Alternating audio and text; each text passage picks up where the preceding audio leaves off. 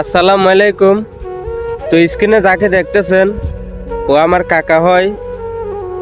কিভাবে পারে ভাই একটা মানুষকে 3টা বৎসর এত কষ্ট দিয়ে শেষে মাইরা ফেলাইতে?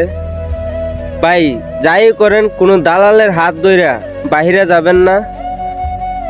আমাদের ধর্মডল গ্রামের লিলু মেম্বারের ছেলে তস্কির মিয়া ও আমার কাকার মা বাবারে মিষ্টি মিষ্টি কথা বইলা ইটালির কথা বইলা লিবিয়া নিয়ে যায়।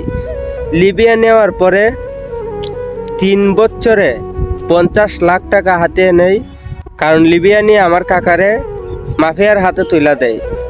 তারপর মাফিয়ার সাথে লিলু মেম্বারের ছেলে তস্কির মিয়া ওই জড়িত আছিল। তারা মিললে ওই দেশের মাফিয়ার সাথে কথা বলাইয়া 50 লাখ টাকা হাতিয়ে নেয়। নেওয়ার পরে হঠাৎ একদিন ফোন দিয়া বলে আধা ঘন্টার ভিতরে 15 লাখ টাকা দেওয়ার জন্য। ভাই আধা ঘন্টার ভিতরে কি একদিনও তো 15 লাখ টাকা জোগাড় করা সম্ভব না। এখন আধা ঘন্টার ভিতরে 15 লাখ টাকা না দেওয়ার কারণে বিষাক্ত এক ইঞ্জেকশন দিয়া আমার কাকা রাসেলকে মারা ফেলাইছে। তো এখন আপনারাই বলেন ভাই, লিলু মেম্বারের ছেলে ওই পরিবারের কি করা উচিত? তারা বাড়ি ঘর সাইরে এখন ফলাইয়া গেছে, কোথায় গেছে তাও জানি না।